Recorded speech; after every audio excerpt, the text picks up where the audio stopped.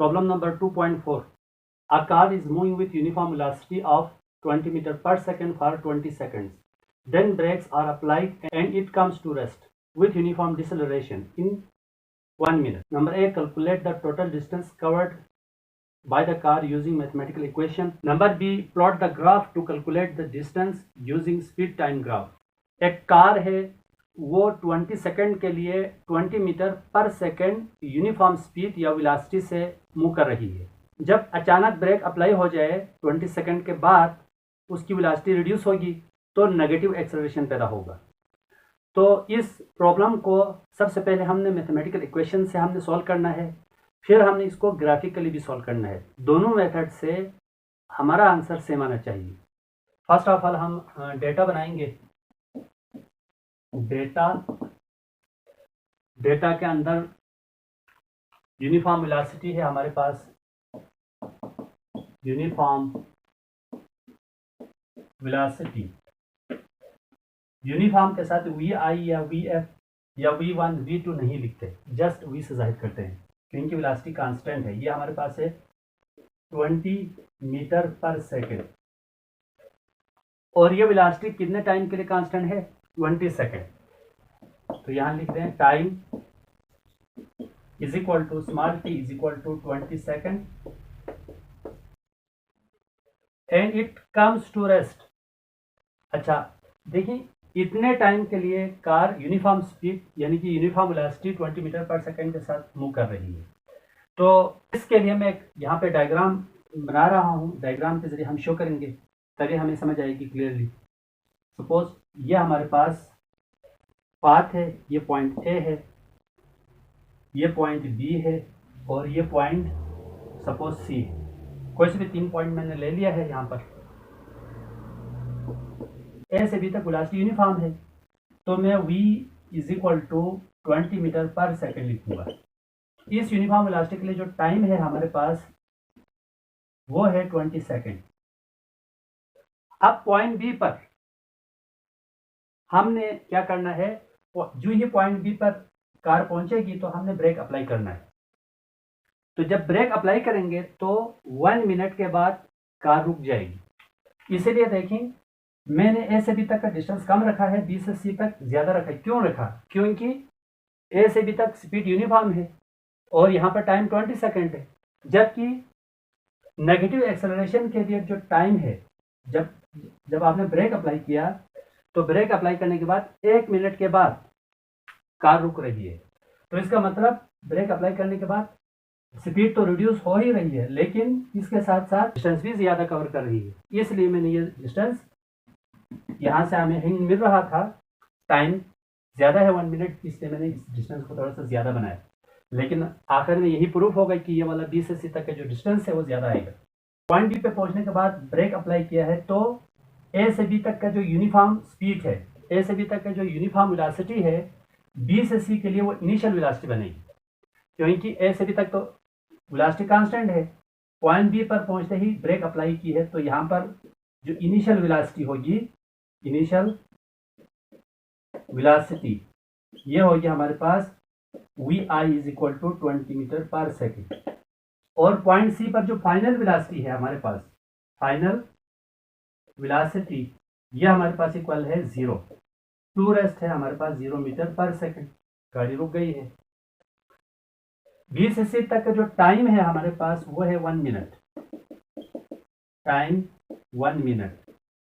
तो time is equal to 1 minute, system international में change करेंगे तो हमारे पास आएगा 60 second.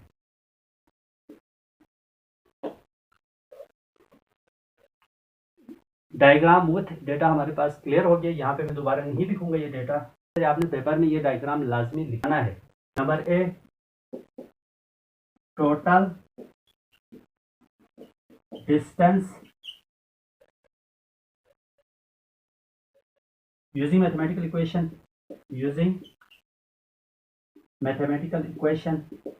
s is equal to question mark. अब यहाँ s क्या है तो हमें पता है a से b तक हमारे पास डिस्टेंस होगा वो हमारे पास s1 होगा, b से c तक का जो डिस्टेंस होगा वो हमारे पास होगा s2 होगा। लेकिन जो टोटल डिस्टेंस है हमारे पास S1 प्लस S2 होगा, हमारे पास S1 प्लस S2 ये हमारे पास होगा। तो S1 और S2 को ऐड करेंगे तो टोटल डिस्टेंस आएगा, वो हमें फाइंड करना है। Part B, plot graph also calculate distance graphically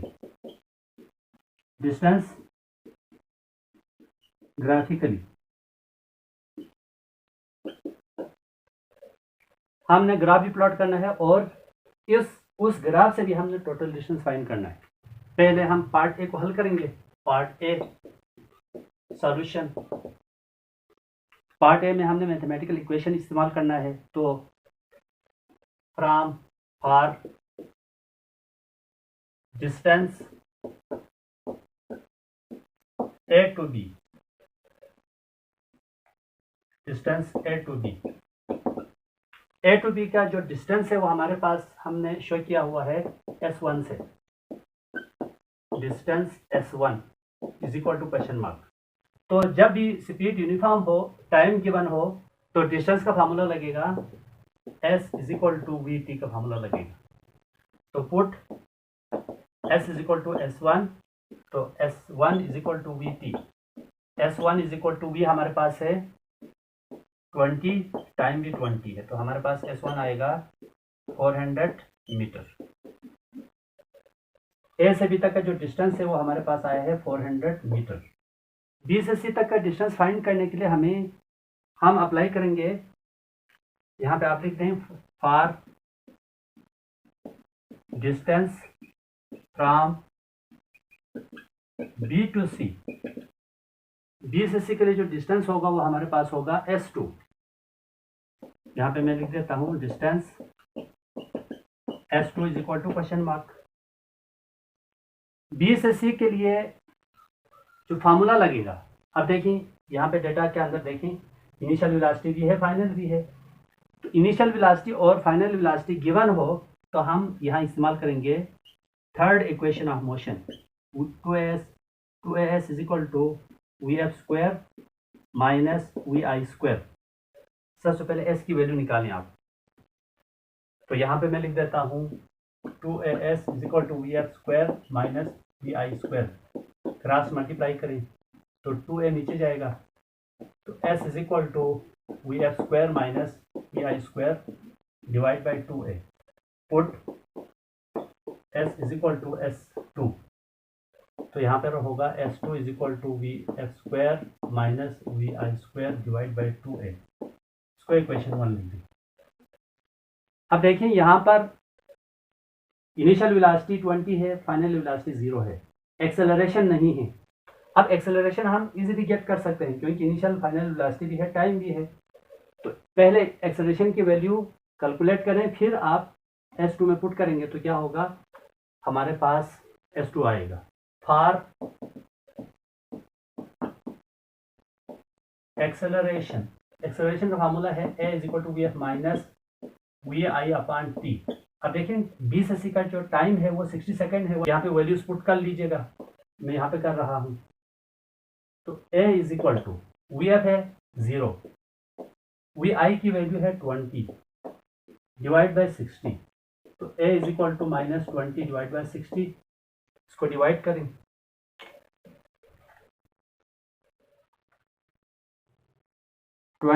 divide by 60, ये वैल्यूज आ रही है, एक्सेलरेशन की वैल्यूज आ रही है 0.33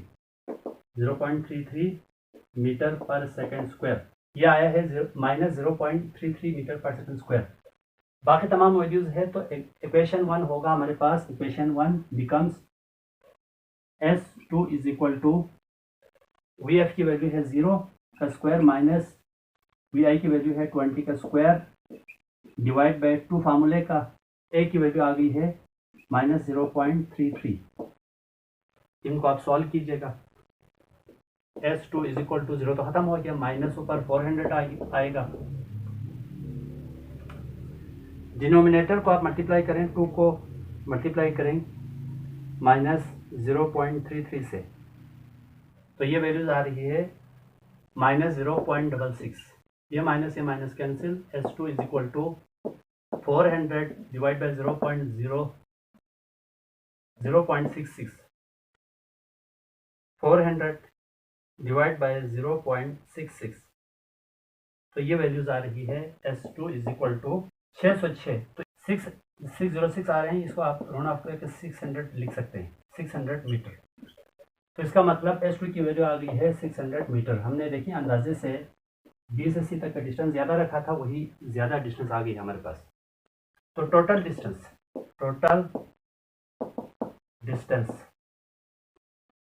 डिस्टेंस होगा हमारे पास S is equal to S1 plus S2।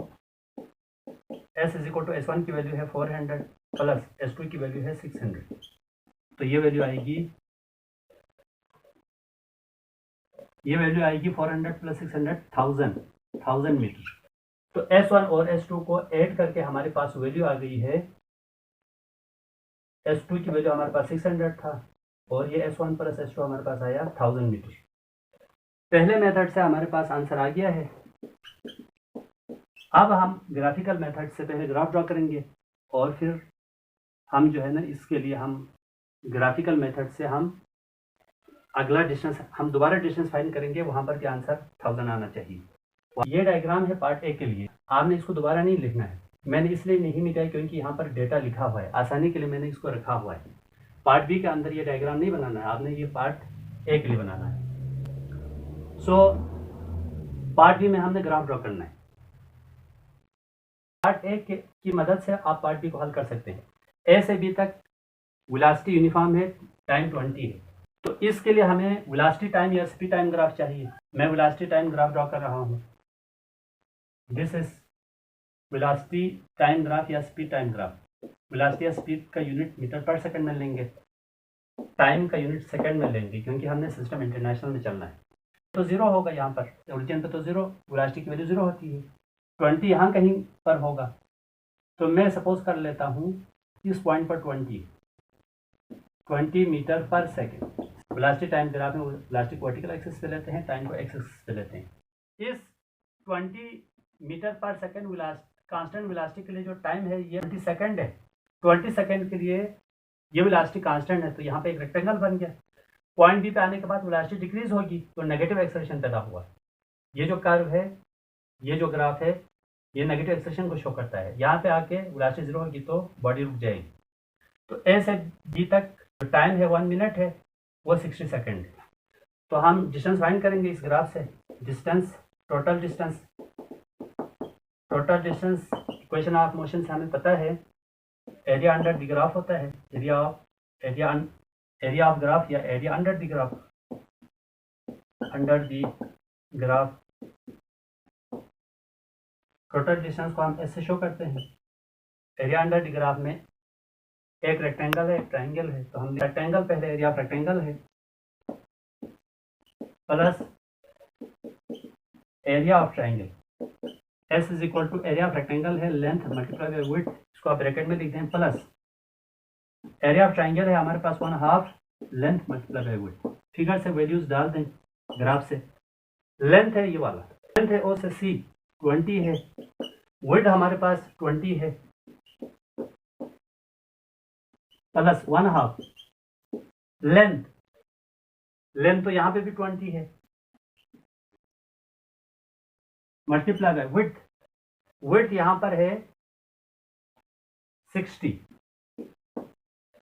इसको सॉल्व कीजिएगा।